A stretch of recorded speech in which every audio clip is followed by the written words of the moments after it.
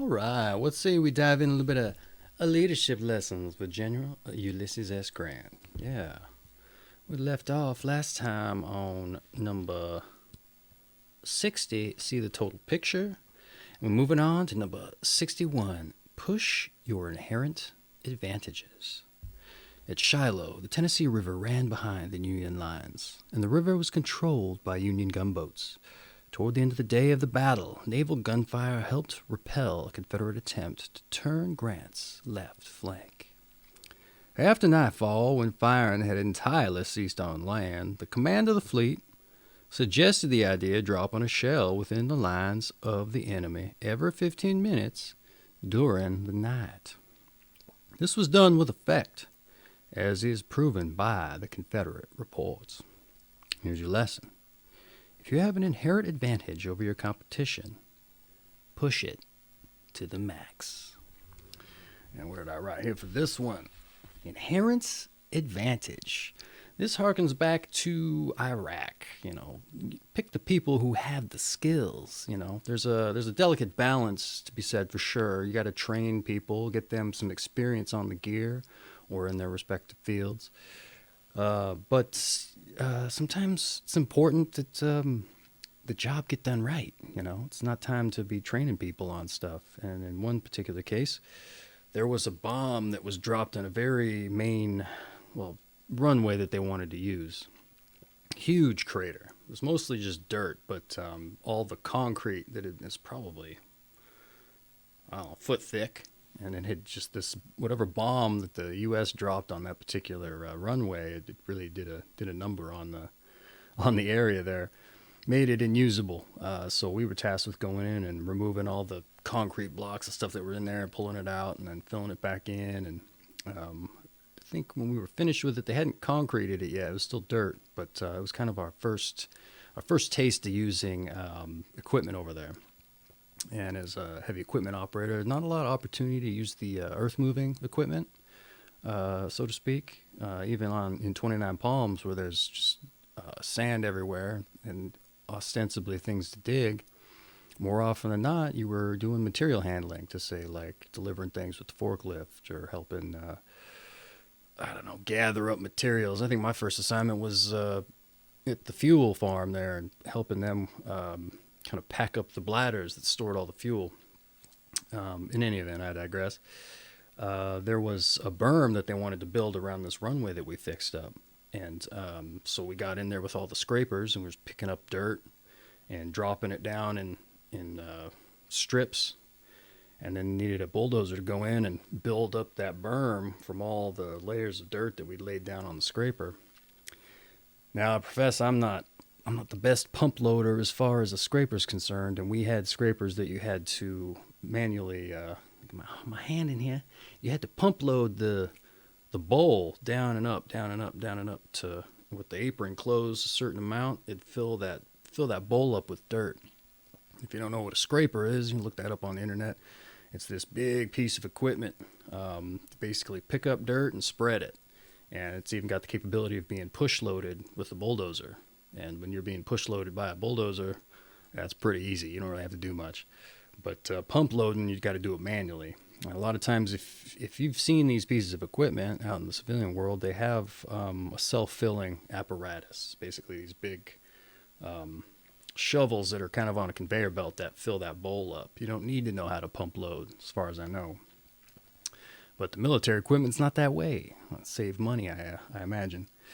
In any event, I am not the best pump loader, as I said, and I would take to make really short pumps with the bowl there, which would lead to kind of washboard patterns in the ground there. In any event, the guy that was on the bulldozer, I don't recall who it was. Not that matters. They couldn't get a straight line with that berm, so it was just like. It was all over the place. And for whatever rhyme or reason, they put me in the bulldozer. Maybe get some training in. I don't believe I elected that I could get it done because I didn't have enough experience in doing that myself. But I just kind of, it seemed common sense to me to get out of the thing get on top of the berm and see where the next piece of dirt needed to be adjusted or pushed in order to make that straight line. And so I just started doing that. Nobody told me to do it. Just took it upon myself to make it straight. And I started getting really good at the bulldozer. It was interesting because you'd be pushing that dirt, and right at the edge of that blade where the cutting edge was, it'd start moving when you did it just right. And it looked like water was just cascading off that blade there. And I got it dialed in. It was kind of second nature for me at a certain point. And then, and again, at a certain point, Staff NCO comes out and he looks at it and goes, "Oh, this guy knows what he's doing." And he looks at me and he goes, "You're on the bulldozer from now on," which was fine with me. It was kind of nice to have someone kind of affirm that you were good at something. And that was all great until, 12 hours later, or 3 days later, at 12-hour days, or however long it was, and 120-degree heat probably inside the vehicle, inside the piece of equipment. And you just get a little bit tired and bored of doing the same thing over and over again for that amount of time. And you're sucking in a lot of dust because one of the windows was blown out. And at a certain point, it says, "Can I do something else for a little bit?" This is just, it's broke off in me. I'm tired of it. And they go, "Nope, you're on the dozer, man." So I was just like, man. But I got it so dialed in that there was actually a porta-john that was set up right across the street from this armory. And I had the scrapers dumping that dirt kind of past it. And I was so proficient with the dozer that I actually built the berm around that porta-john there. And you can only be so good that actually the dirt kind of cascaded around it and opened that door, and they couldn't get it closed. And there was a certain point where a mass sergeant came to the dispatch office at the end of the day, and he goes, "Yeah, I don't know which one of you clowns is out there, but the females at the armory, they can't go to the porta-john without the door being open. You need to go over there and fix it." And I looked at the mass sergeant who I had some history with, and I go, that was me, mass sergeant. He goes, "Well, it's a good job, but go fix it." He had a little bit of a smile on his face. Point being, you need to pick people that are going to get the job done, especially when it's important. As we were leaving one day, the Humvee happened to take we were all piled into the back of that thing, and they happened to take that stretch of sand or dirt that I had been the one pump loading, and it just all that washboards. And they go, "Who did this one?" And that was me again. He goes, "Yeah, it's a good thing that you're on the you're on the bulldozer." I say, "Roger that." So yeah, inherent advantage. That's my story for that one. Let's move on to number 62. Committees study good ideas to death. General Albert Sidney Johnston commanded the Confederate forces at the Battle of Shiloh. While Johnston showed great personal courage, he was, in Grant's judgment, vacillating and undecided in his actions. We have the authority of his son and biographer for saying that his plan was to attack the forces at Shiloh and crush them, then to cross the Tennessee and destroy the army of Buell and push the war across the Ohio River. The design was a bold one, but we have the same authority for saying that in the execution, Johnston showed vacillation and indecision. He left Corinth at the 2nd of April and was not ready to attack until the 6th. The distance his army had to march was less than 20 miles. Johnston held a council of war on the morning of the 5th. On the evening of the same day, he was in consultation with some of his generals, and still again on the morning of the 6th. During this last consultation, and before a decision had been reached, the battle began by the national troops opening fire on the enemy. And the lesson is, the best way to kill a good idea is to submit it to a committee to study. This one I had a little bit of difficulty with trying to figure out what to put down, as I wasn't necessarily in a lot of committees. Times we would get together to discuss things, usually in guard school, when I was in the MSG program. And in a lot of cases, you really weren't directing the conversation there. It was the Det Commander or the assistant detachment commander. And you might brief the Marines on what was going on within your particular collateral duty, but no one else really had a say in that. So in one instance, though, the one thing I did drill down on was kind of the strength of a committee. In Brussels, one of the detachment commanders. The detachment commander we had there, he, like I said in the previous videos, he wasn't the greatest. And I don't know what his particular problem was, if it was just laziness or maybe he was trying to teach the Marines a lesson. But there in Europe, we had drivers at other embassies and there as well who would take you to and from work. It was a safety issue as far as I was told. But since the employees in Europe are a bit more expensive, they only ran in the early morning, say 6 o'clock until about, I don't know, the evening shift. They were done at about 7. So any other driving that needed to get done after that was up to the Marines, and it was up to the Marines who had a driver's license in the States. And on top of that, you had to drive with the detachment commander to be kind of affirmed as being able to drive there in Belgium. Well, he was a little bit lackadaisical in getting Marines confirmed to drive. And so of the 20 or 22 Marines we had there was maybe 3 of us that were eligible to do so. And so in a lot of cases, you would be getting up at 3 or 4 in the morning on your day off to drive people to work. And in a lot of cases, some Marines who were able to drive, they wouldn't answer their door. And so whose door do they knock on? Naturally mine. Well, so-and-so's not there. Come on, they're there. In any event, back to the story, the committee, we started coming down on the detachment commander. Hey, we need to get more Marines licensed to drive. So he would say, well, you guys need to get together and pick a time, and then we'll do it. And so a lot of times, not a lot of us were in the best relationships with each other, but at a certain point we did come together, and once again we brought up the subject at guard school, and he once again said the same thing. We says, hey, we're ready, we've all come together, we dictate this time. And then so he was kind of put on the spot. Hey, we've done what you asked, and let's make it happen. And I do remember he said, well, that doesn't work for me right now. So it's just kind of like, I think a week later or so, he ended up doing what he was supposed to and got more Marines affirmed to drive. But just poor leadership on that gentleman's behalf. And the A/ was not much better. She'd always take his side, and I don't know, lot to be said there. Just kind of this similar mindset. What else did I write down here? Oh, okay, this is a good one. This one goes back to Iraq. All right, this is on the anniversary of the war. We were with OIF 2. I'd say it was May or something. I don't recall the precise date. But we were there on Al Taqaddum Air Base, and so it was kind of up on a plateau. And there was a road at the foot of the plateau that drove around it. And so the Iraqis they'd shoot mortars at us and rockets from down on that road. And they didn't know where to shoot from necessarily. I think they did say they had some what you might call spies in the camp there, because they did have some of the local Iraqis coming in to work in the chow hall and do various things like empty out the porta johns and such. And they would, as the story was told, they would kind of affirm, or maybe it was just a thought, that it was them who was telling them, hey, you missed by so many feet. And so they would approximate where they had fired from and try to adjust course. And then I do think some of the mortars started getting closer to sensitive targets. In any event, where was I? Iraq.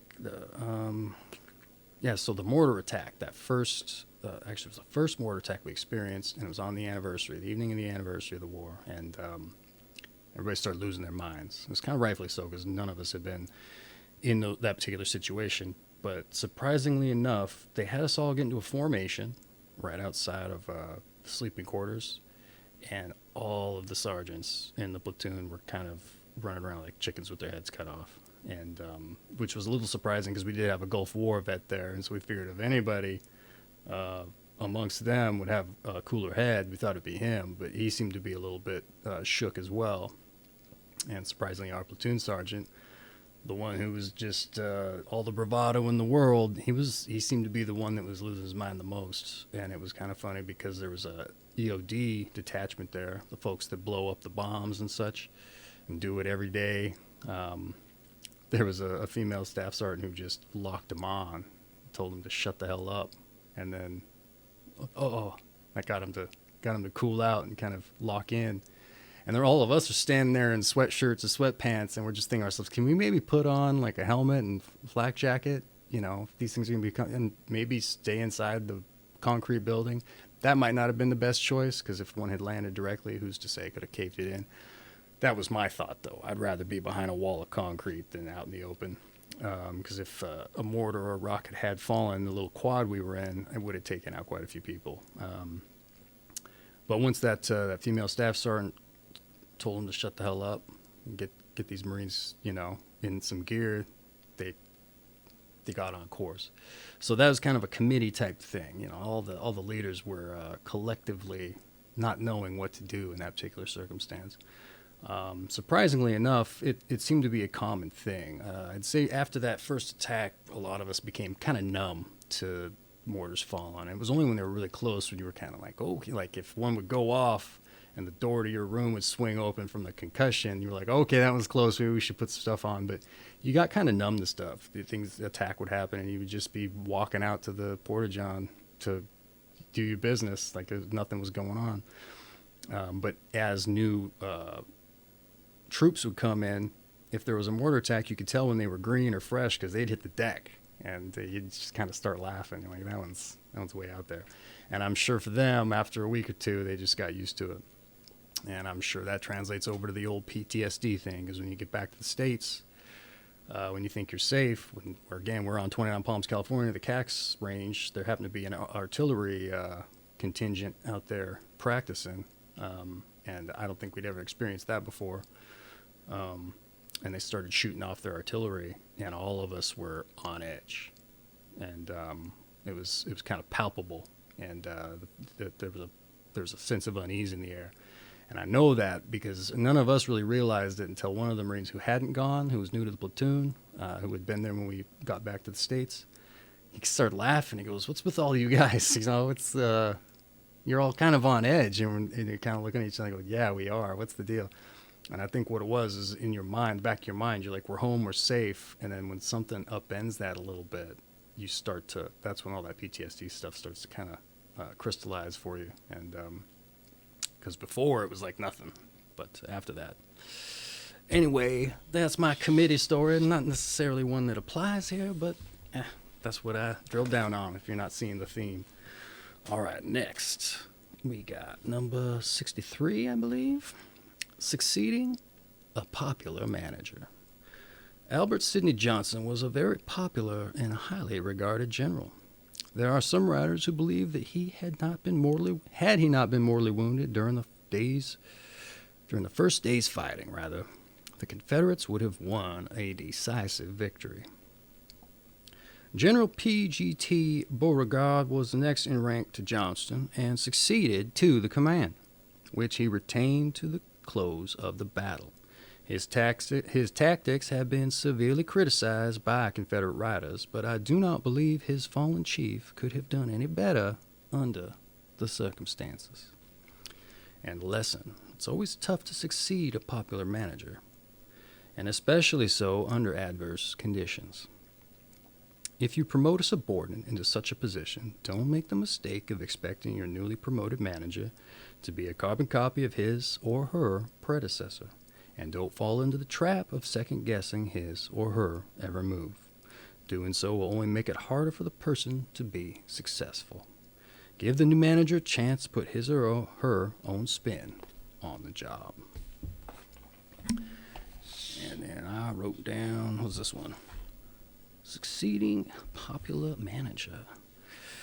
I think I've kind of touched on this one before, talking about how my terminal leave was never affected because of that leadership in Brussels.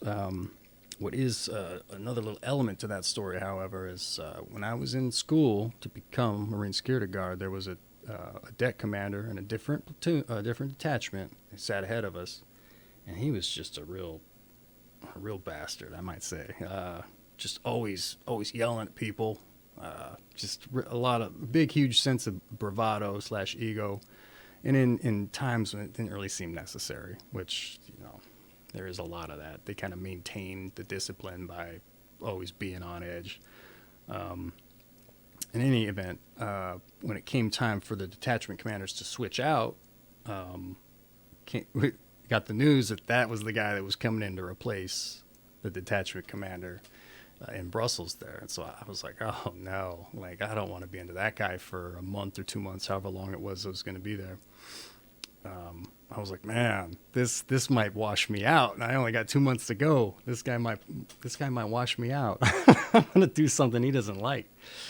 Surprisingly, he was completely different. I don't think I saw him get agitated once. Certainly not the way he had been in school. And what was funny was we started to see we knew where all the cracks were, but we didn't know that it would necessarily be recognized by someone else, because we would have a guard school and he'd be leading it. And he'd be like, why is this way? And we would say, the detachment commander, and he'd go, okay, why is this way? And I'd be like, so-and-so. And you're like, all right, good enough. And then it came to the time for the terminal leave for myself and 2 other Marines. He goes, why didn't you Marines put in your terminal leave paperwork? And if you recall from a previous video, I had tried to do that about 6 months before by calling the company myself, because I didn't believe that the detachment commander would do it for me, despite his saying so. And so the new detachment commander asked us, why didn't you guys put in your paperwork? And I just started, he goes, don't say anymore. Like, I get it. And so then I just started slowly clapping under the table. And everybody just cracked up laughing. He's like, all right, Marines, I understand. He goes, but just so you know, he did you dirty, because now you got to say your leave back. And so there was 3 of us Marines he did dirty, so to speak, and all because of that. In any event, what else was that for the... Oh, okay. And then harkens back to that other story with the coworker at AutoZone who was promoted above us. We had a really decent manager before him. Morale was high. Everybody got along, and he was such a good manager that you almost saw him as a peer. It was almost flawless in the separation between manager and peer. You couldn't really tell. And so when the new manager came in, who had previously been a peer, we thought to some extent it'd be the same, and it just wasn't. And I think it was just kind of a lack of experience. Also, the other guy had been with the company for a number of years, or maybe it wasn't. It was just leadership style. Some folks are cut out for it and affect a certain managerial style, and they can make it work for them. And other folks, they're cut out for a different managerial style. So they got to do what works for them, regardless of whether it keeps people in high spirits or not. So that's where I drill down on that. So what's next? Number 64. Be steadfast. In commenting on the battle, Grant wrote, Shiloh was the severest battle fought at the West during the war, and but few in the East equaled it for hard, determined fighting. The result was a Union victory that gave the men who achieved it a great confidence in themselves ever after. The Confederates fought with courage at Shiloh. It is possible that the Southern man started in with a little more dash than his Northern brother, but he was correspondingly less enduring. Here's your lesson. In the final analysis, how well you start a project doesn't matter. How you finish it does. Steadfastness is required to see great endeavors carried through to successful conclusions. Steadfastness. All right. I wrote down a little bit for that one. I would say, and this doesn't necessarily speak to any military experience, there's a lot of people with grand ideas. And a lot of times they just seems to be all they can do is tell you about these big, lofty ideas. They're going to be the next big thing.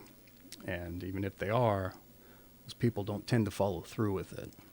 It's just a lot of, I don't want to say hot air, but they have the best intentions, just it doesn't get done. And so I think there's a lot to be said for someone who, even if the idea is wrong, they believe in it, they stick to it, and they see it through to the end, even if it's an abysmal failure. I mean, it's a time suck, but you got to gamble on something.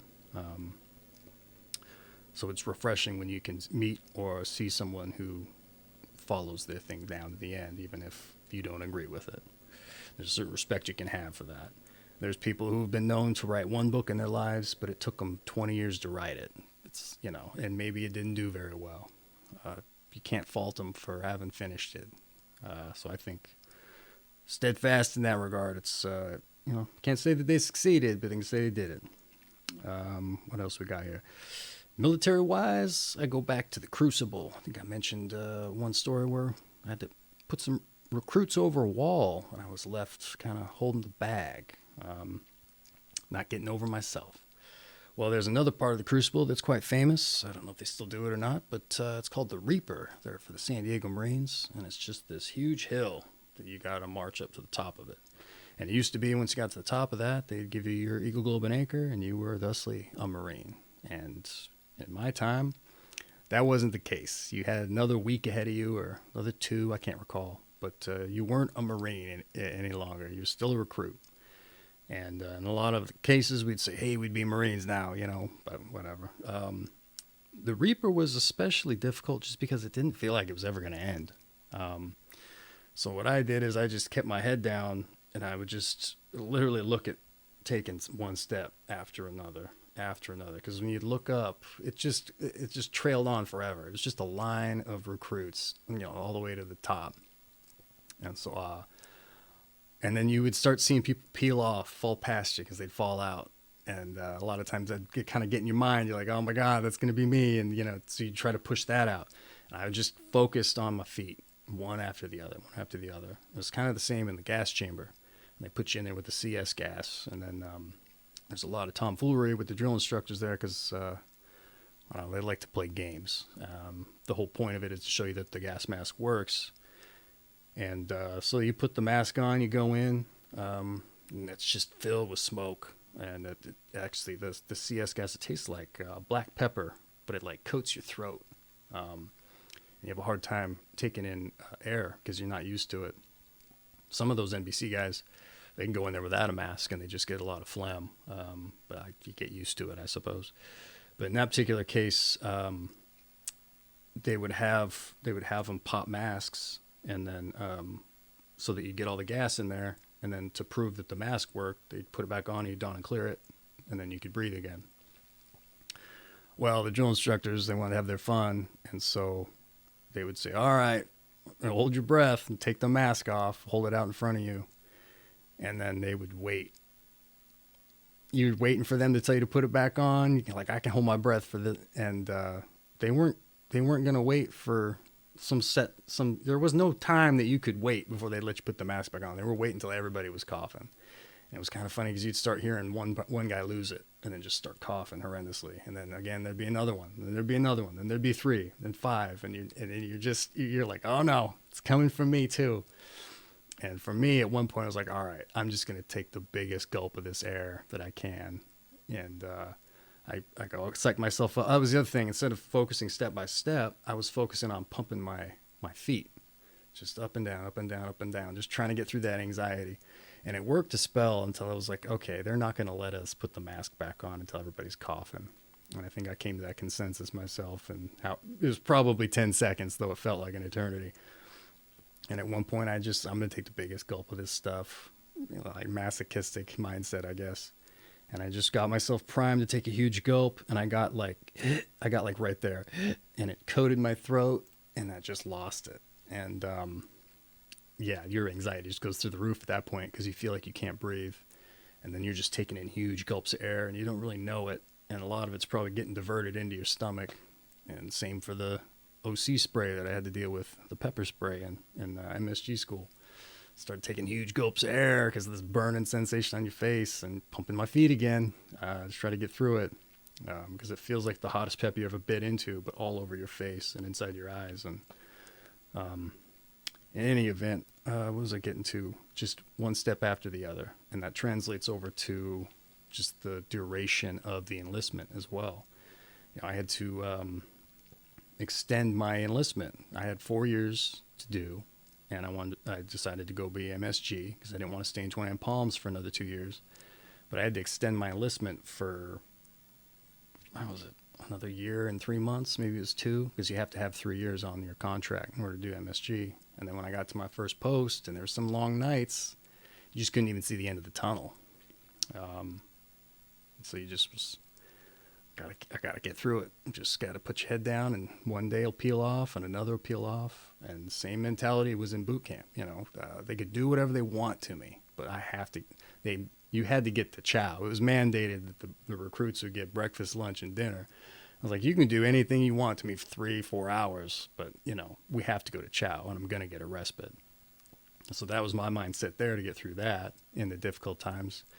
And I kind of took that with me as well over to Iraq or wherever, when he had these long days that just seemed unendurable. It was like, I think the mindset there was, if it came down to it, you were only required to get 1 hour of sleep if you were in a combat zone. Now, I never experienced that, but in the back of my mind, I was like, well, I can get to that hour. I can do 24 hours, get to that hour, just to take a break, and then we'll get through it again. And if they were to take that hour away, well, then you just adjust the focus.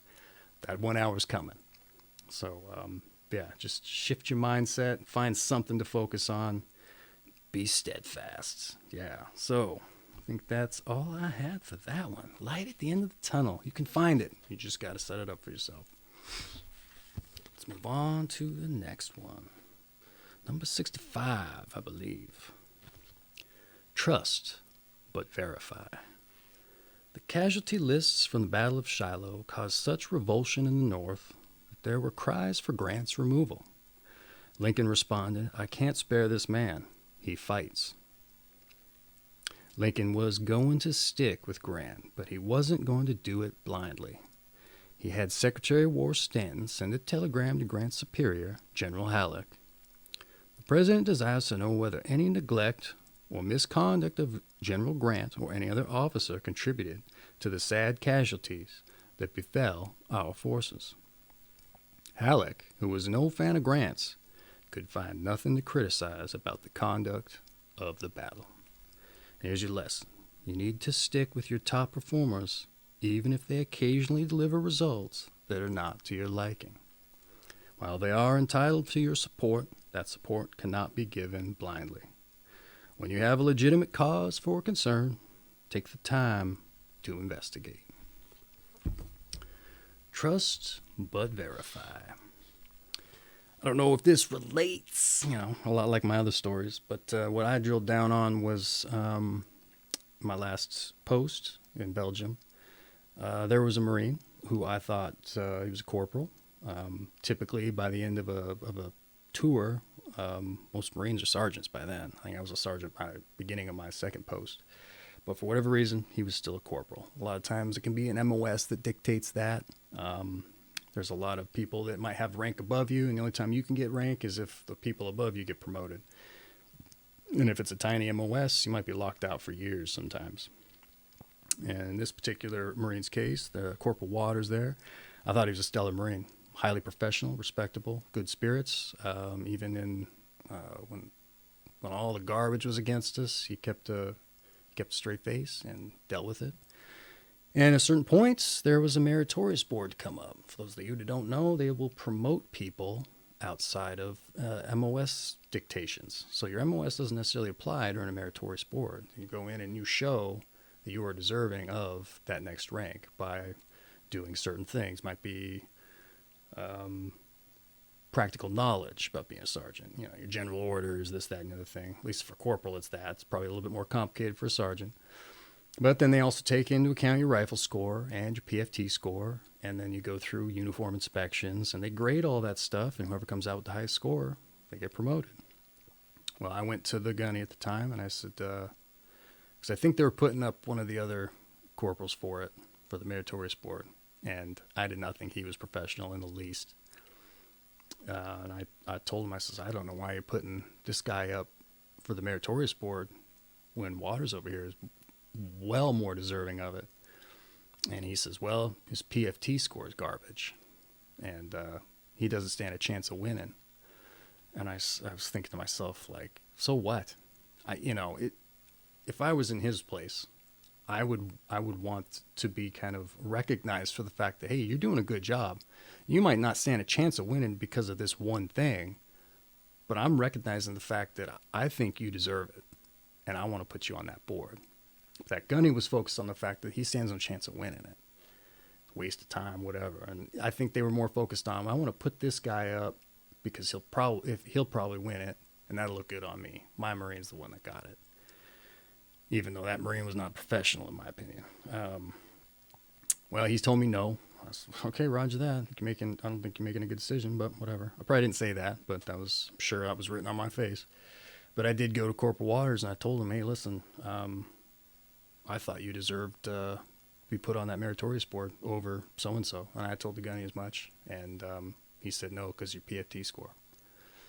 And here's the thing, right?